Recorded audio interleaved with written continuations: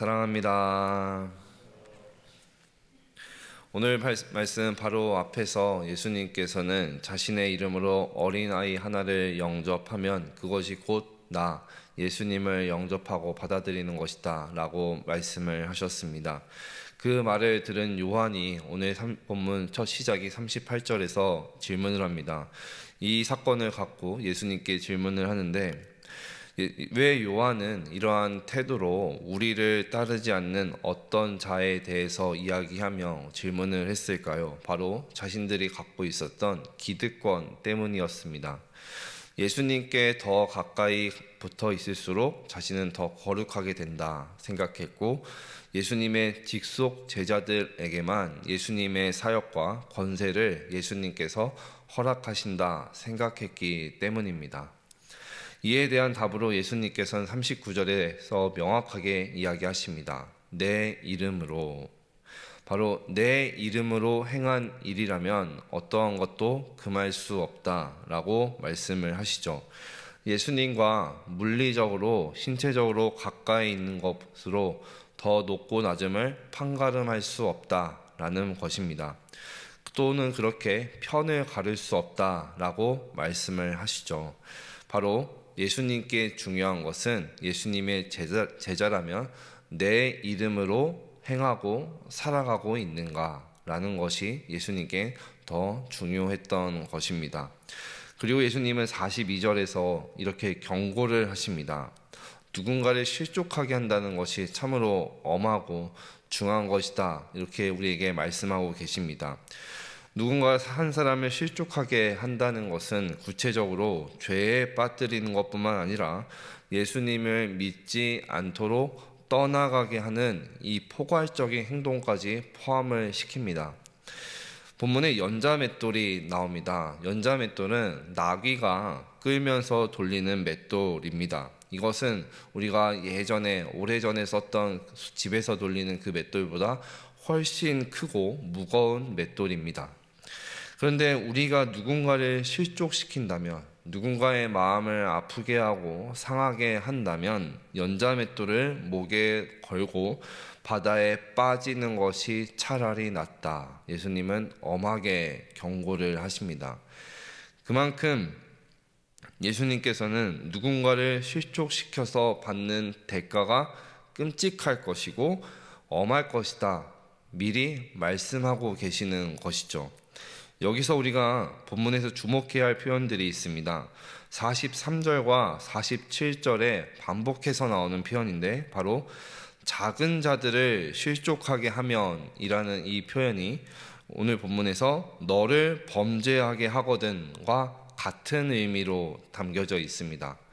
즉, 작은 자들을 실족하게 한 것이 곧 범죄다 라고 말씀하시는 것이죠.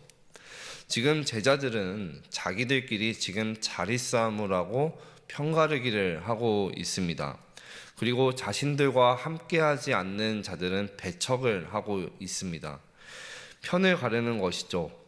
하나님께서 가르치신 것은 분명 그런 모습이 아닌데, 지금 제자들은 예수님의 부르심을 받고 예수님과 누가 더 가까이 하고 있는지, 누가 더 친밀한지, 그러면서 자리싸움을 하고 있는 것입니다.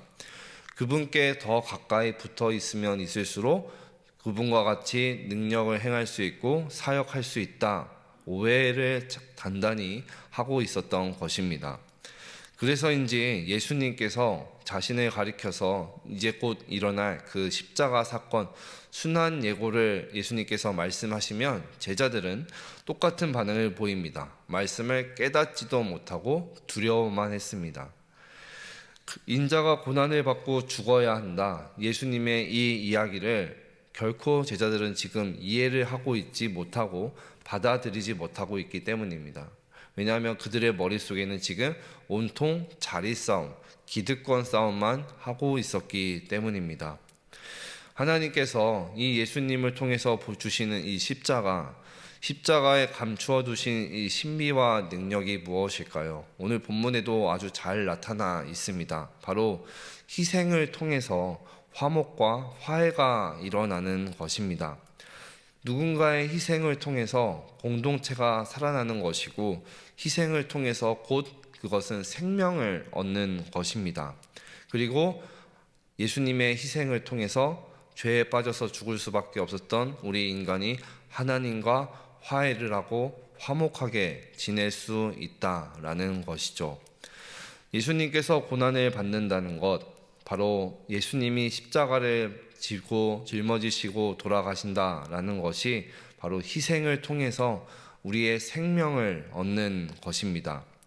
하지만 여전히 지금 이 사실을 이해하지 못하고 있는 제자들에게 예수님께서는 오늘 본문 마지막 절에서 이렇게 말씀하십니다. 본문 49절과 50절을 제가 다시 한번 읽겠습니다.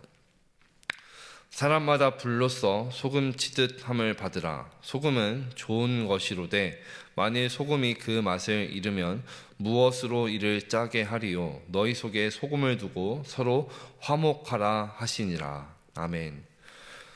불로써 소금을 치듯 함을 받으라 라는 것은 구약시대의 모습을 뜻하는 겁니다. 바로 소금을 뿌려서 번제로 하나님께 제사로 드리라 라는 말씀입니다. 즉 성전에 드려지는 번제물처럼 예수님의 고난과 죽음에 동참하는 희생 제물로서 너희가 소금과 같이 살아가야 한다라는 것이죠. 소금이 맛을 잃으면 어디에 쓸모가 있겠습니까? 너희는 맛을 내는 소금과 같이 희생하며 주님의 모습을 따라가라 말씀하십니다. 이 모습을 위해서 예수님께서 먼저 낮아지셨고 가장 낮은 자리에서 낮은 모습으로 섬기시며 그 십자가를 짊어지셨습니다. 왕이 십자가를 져야 했다라는 것이 곧 우리에게 보여주는 희생이 무엇인지 알려주고 계십니다. 희생이 없으면 곧 얻어지는 생명도 없다라는 것이죠. 사실 이 모습은, 제자들이 작게 보여주는 이 모습은 우리가 사는 세상 속에서도 심심찮게 볼 수 있습니다. 세상이 끊임없이 기득권 싸움과 자리 싸움을 하고 있습니다. 그래서 참 혼란스럽고 안타까운 모습들이 많이 보입니다.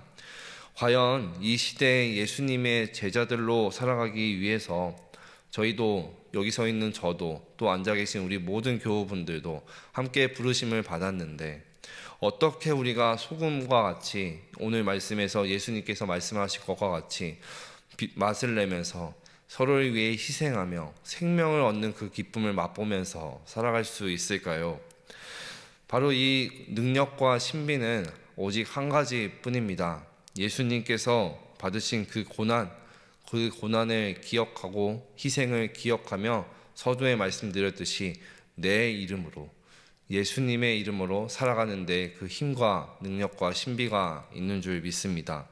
이러한 희생만이 우리로 하여금 자기 자신을 부인하고 자기 십자가를 짊어지고 살아가게 하며 또한 소금의 맛을 잃지 않게 하는 유일한 힘과 능력인 줄 믿습니다. 말씀을 정리합니다. 소금의 맛을 잃지 않는 유일한 길이 희생이다라는 것을 꼭 기억하셨으면 좋겠습니다. 소금과 같은 삶의 모습을 통해서 그래서 우리의 일상이 점차 더 화목해지고 화해가 넘치는 우리의 삶이 되었으면 좋겠고 우리의 공동체가 되었으면 좋겠습니다.